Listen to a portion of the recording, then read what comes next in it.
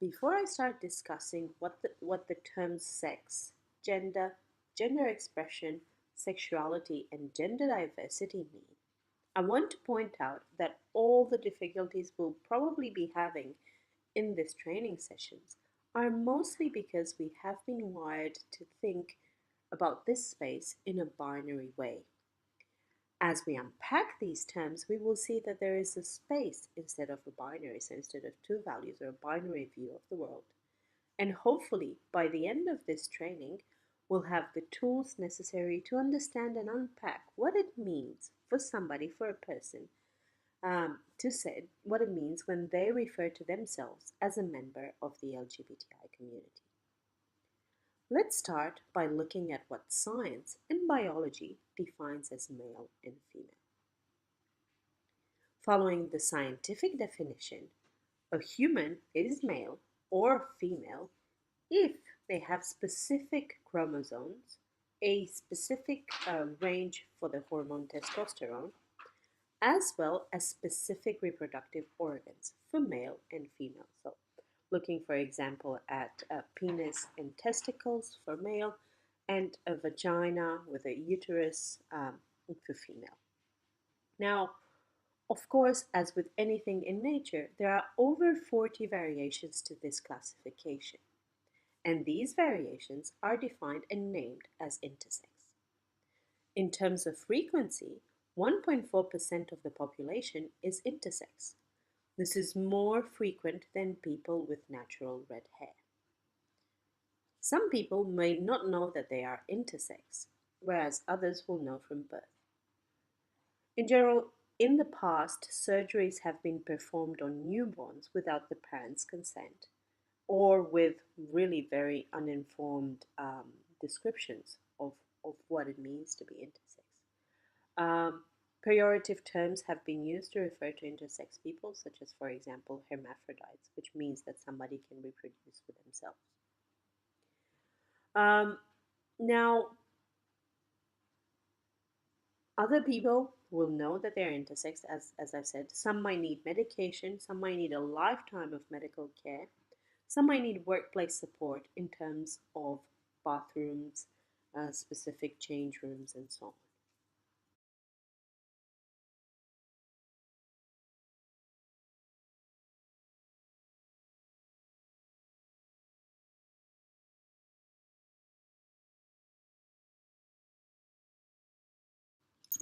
Gender identity refers to an individual's personal experience of their own gender. And it's important here that we understand when we discuss about these things that we realize that we are talking about an individual's lived experience, and that the notions we discuss will be relative to that particular person. Science tells us that kids as young as 3 and 4 realize what their gender is, and that probably gender is fixed in utero. However, this doesn't really matter for us because what we're looking at again is somebody's individual experience and what it means to them for their whatever gender identity is. So whether they identify as a man or a woman or as something else is irrelevant, or the time when they identified as a man or a woman is irrelevant again because we are talking about their lived experience.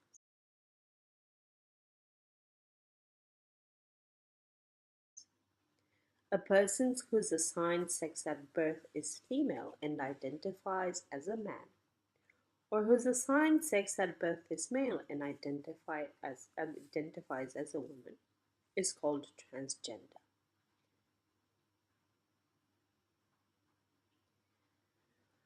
Transgender people might experience an incongruence associated with the mismatch between their assigned sex, what society perceives as appropriate behavior and gender expression, as well as their gender. This is called dysphoria. Again, remember that everything we talk about here is relative. Somebody might experience dysphoria all the time, not at all, only sometimes. It might come and go and so on. Dysphoria can be experienced as body dysphoria. For example, I feel as a woman, but my body is male. Or social dysphoria. For example, you are treating me like a woman, but I identify as male. Addressing everybody who is now, if and here I'm addressing everybody who identifies as male. I want you to imagine that somebody important and critical in your life, makes you come to work as a woman. How would it feel going to the toilet? Well, first of all, you would have to, I don't know, remove all your bodily hair, wear a pretty dress, wear high heels, paint your nails, put on makeup, and so on. But I want you to focus on how it would feel going to a toilet, being addressed with she and her pronouns. How would it feel for a day? Have a think about it. How would it feel for a week? And how would it feel for a month? A really tragic news is that 48% of transgender teens have attempted suicide, that the average life expectancy of a black transgender woman in the US is 30 years old. However, the good news is that rates dropped by 80%, so attempted suicide rates for transgender teens dropped by 80% with support from community, from allies, and from organizations. And in particular, if we have a think that as a university, our core customer, if you want, and our core business is students, therefore teens. I think this is a very important point for us.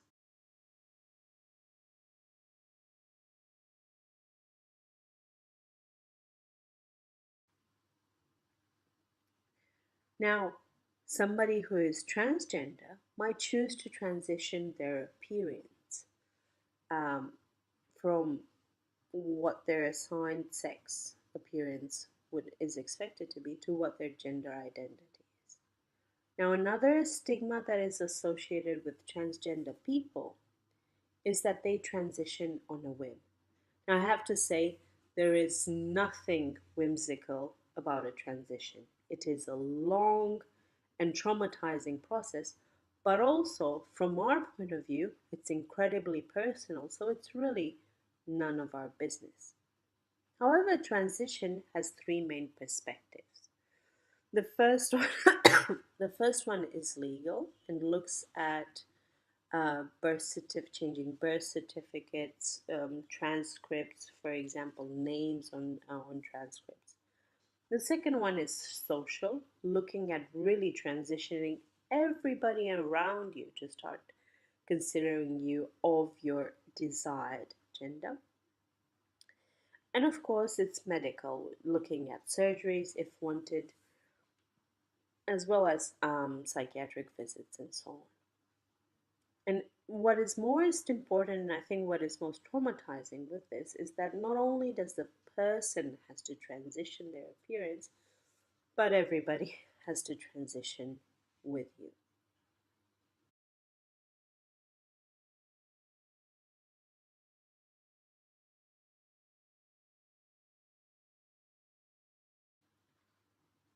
Now, when we think about non binary gender identity, any gender identity that does not conform to the binary of man and woman, so for example, gender fluid, bigender, gender queer, these are all categories of non binary gender identity.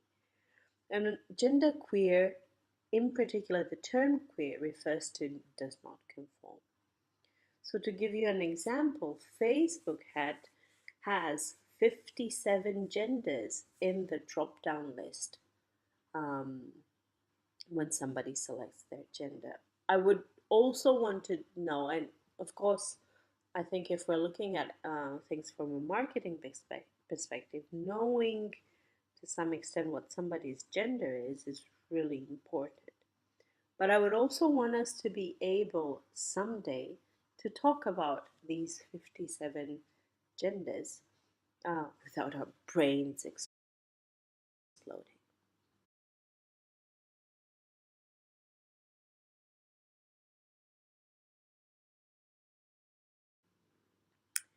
Now, when we talk about gender diversity and when we talk about diversity within LGBTI, I think it's really important that we focus on a person centered approach. So, in, in this approach, we're really focusing on us as allies being able to ask two questions. The first one is, what does it mean for you? What does a particular label, what is a particular acronym, letter that you identify with, what does that mean for you? And the second question that we want to ask is, do you need anything from me?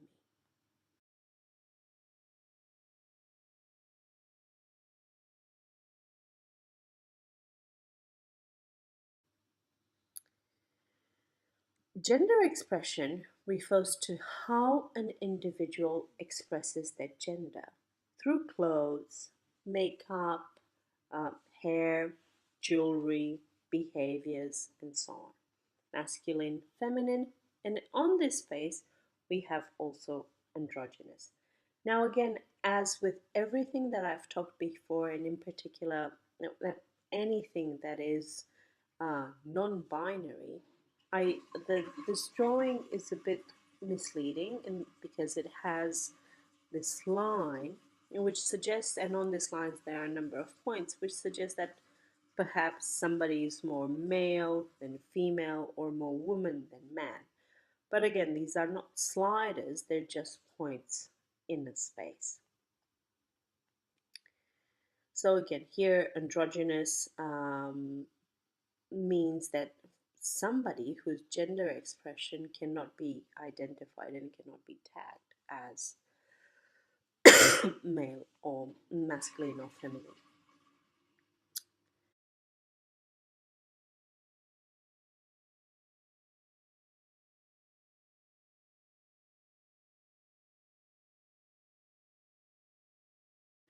When we look at sexual orientation beyond the binary, there are numerous other points in this space: lesbian, gay, bisexual, asexual, which means without any sexual feelings, pansexual, where sex and gender are not components in the sexual attraction.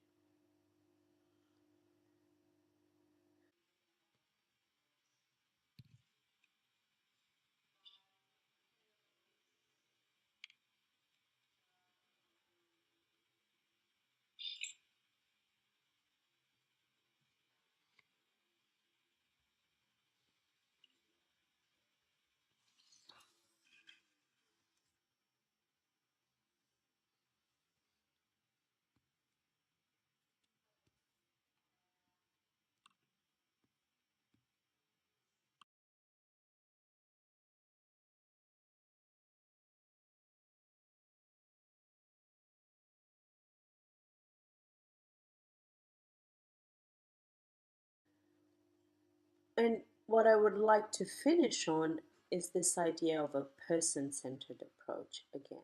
That we are not talking about labels and definitions in general, but about a person's lived experience. So, here, as discussed before, the questions that we really need to focus on is, what does this mean for you, and how can I, as an ally, help? Thank you.